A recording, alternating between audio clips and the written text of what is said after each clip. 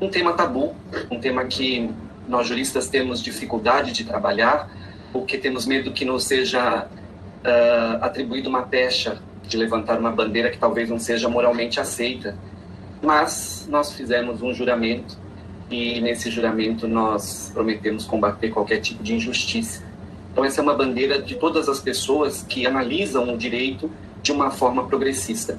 E eu fiquei mais à vontade ainda em saber que as pessoas que me antecederam também tiveram temas progressistas e também tiveram um cuidado de trabalhar o direito dessa forma mais tentando avançar na nossa legislação de maneira que nós mais conhecemos, que é o estudo jurídico e o desenvolvimento dessas matérias na nossa realidade.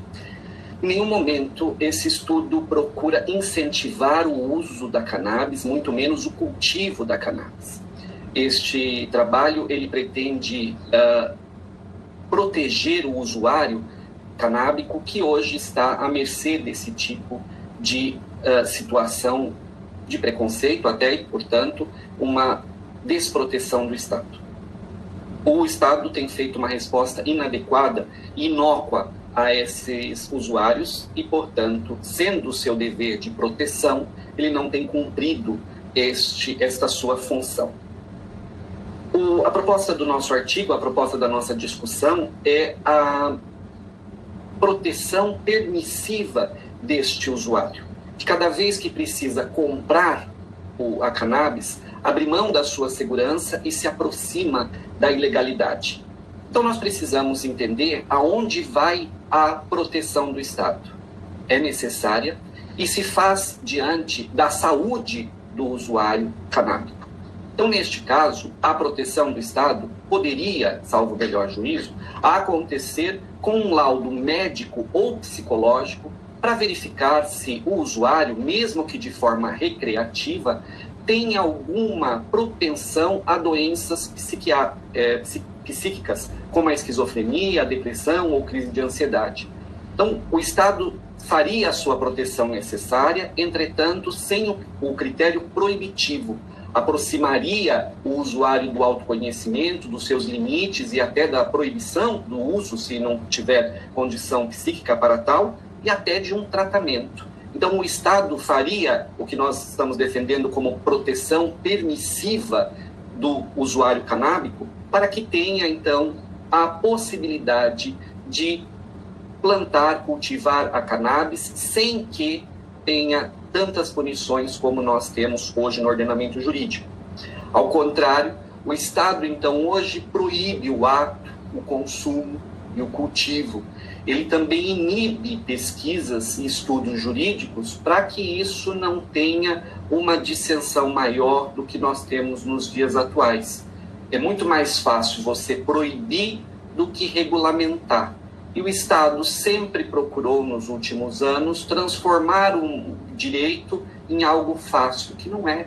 Nós estamos estudando, nós estamos nos aprimorando para que nós consigamos efetivar direitos e garantias a este usuário em cultivar a cannabis.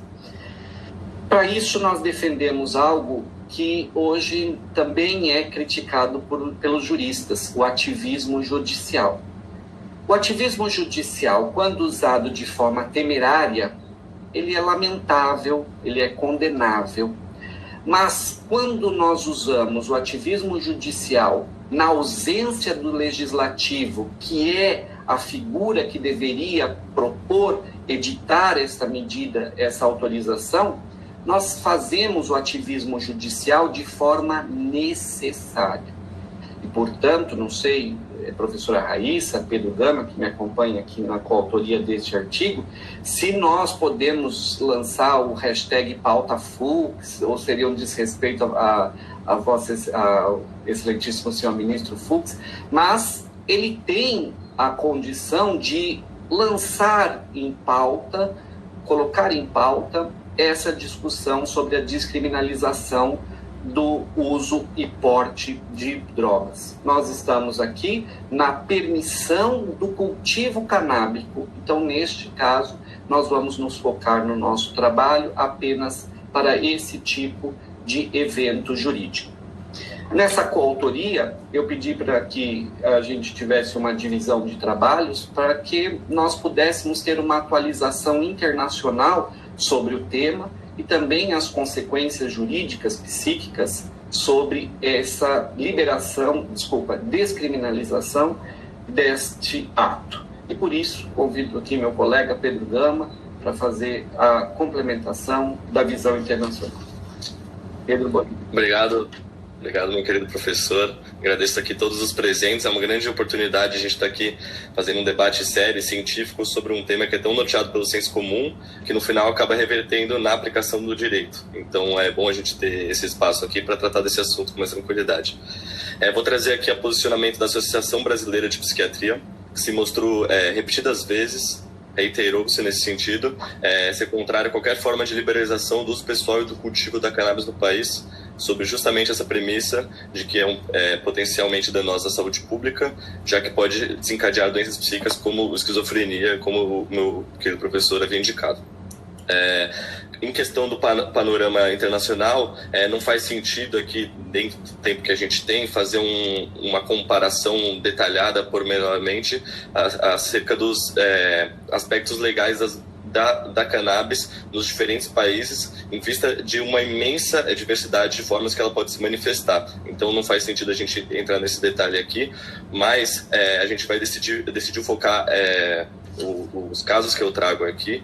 Eu decidi focar em 2 casos de descriminalização do cultivo da cannabis, cultivo para uso pessoal, por meio do ativismo judicial, que é o caso do Chile e o caso da Colômbia. No Chile, uma usuária foi condenada a mais de 10 anos de prisão por tráfico de drogas ao cultivar a cannabis para uso pessoal. A Suprema Corte deferiu o entendimento de que, segundo o princípio da ofensividade, a lei de tráfico de drogas não podia ser aplicada a ela, porque, em vista desse princípio, o bem jurídico em que se busca proteger pela lei que criminaliza tal ato é a saúde pública.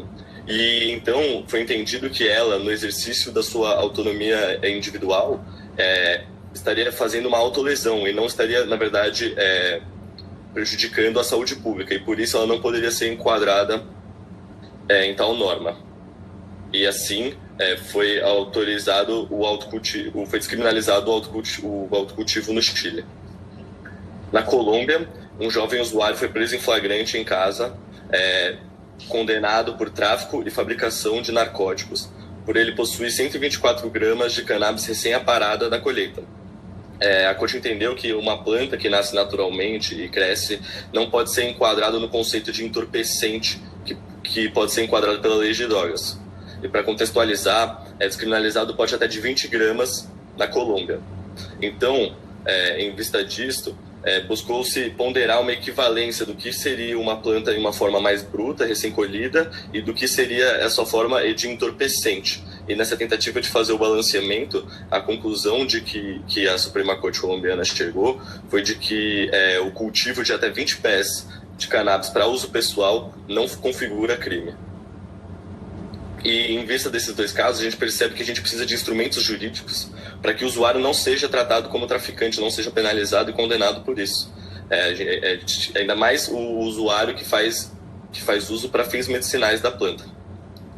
A gente percebe que existe uma dificuldade de se fixar o volume destinado ao consumo pessoal e qual volume pode ser diferenciado de uso pessoal para o tráfico de drogas, e a gente entende que é necessário a gente firmar critérios objetivos nesse sentido para que a gente consiga um entendimento jurídico mais firme, mais coeso e replicável.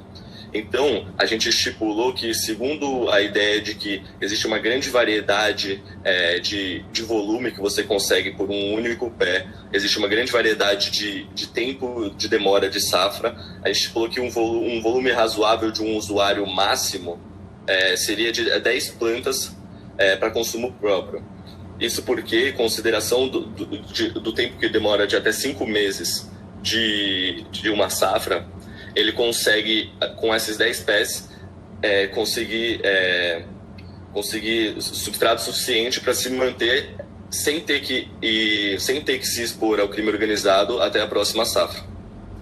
Também a gente entendeu que não é suficiente só o limite de 10 plantas, porque isso também pode ser utilizado, isso pode ser abusado por pessoas que cultivam com outros intuitos, com o intuito de venda, sobre a legalidade. Então, a gente também estipulou um limite de posse domiciliar de até 300 gramas, para que não sejam cultivados em pés de grande volume e que isso não seja comercializado. A gente também entendeu que faz necessário uma diferenciação do posse domiciliar e do porte cotidiano, porque faz sentido a pessoa possuir em casa um grande volume para conseguir se manter até a próxima safra, mas não faz sentido essa pessoa andar corriqueiramente nas ruas com esse volume em porte. Então seria uma forma de você diferenciar dentro da lógica do que faz sentido para o usuário. Então a gente buscou entender que faria mais sentido um porte de até 30 gramas nas ruas, para limitar justamente que esse mecanismo protetor do usuário sirva também para proteger a criminalidade. Só concluindo, professora Raíssa, é muito importante que nós saibamos essas condições específicas e objetivas, porque nós, juristas, não fomos ensinados do que é a quantidade, qual é essa quantidade. E hoje fica ao arbítrio do magistrado, quando da sentença, verificar através do seu conhecimento se ele acha muito ou não. E é muito importante que nós saibamos isso, porque para nós mais que um é muito. E para que as pessoas tenham essa definição de uso, é importante que nós saibamos critérios objetivos, e é para isso que serve o artigo, definir esses critérios objetivos, para que a pessoa não seja taxada de traficante enquanto ela está tendo um uso deste cultivo para uso pessoal. O trabalho ainda verifica a diferença entre despenalização e descriminalização do uso das drogas, o que isso faz uma grande diferença para os dias atuais. Propõe que cada cidadão usuário canábico entre propriamente ou através de um advogado com habeas corpus preventivo antes de começar o cultivo. Esse habeas corpus preventivo ele é fundamentado em duas leis, a Lei 11.343 e a Lei 5.912, ambas de 2006. Esse habeas corpus preventivo, então, finaliza a peça jurídica de necessidade de uso recreativo para este usuário. Lembrando sempre que nós devemos juntar a esse habeas corpus preventivo o laudo médico ou psiquiátrico que atesta a condição deste usuário. Para não me alongar muito ao tempo, eu gostaria só de mostrar duas pesquisas. A primeira é dos últimos 10 anos de criminalização por tráfico de maconha, 94,3% das pessoas que foram presas não pertenciam a organizações criminosas. 97% nem sequer portava algum tipo de arma. 68% dos presos por tráfico de maconha foram pegos com menos de 100 gramas. Então, como nós já tínhamos passado pelo Pedro, inclusive, a quantidade é um fator objetivo e que nós concluímos no nosso trabalho. Professora Raíssa, muito obrigado pela oportunidade, a todos e a todas, um ótimo dia. Muito obrigado. Excelente, professor. Eu vou colocar algumas considerações.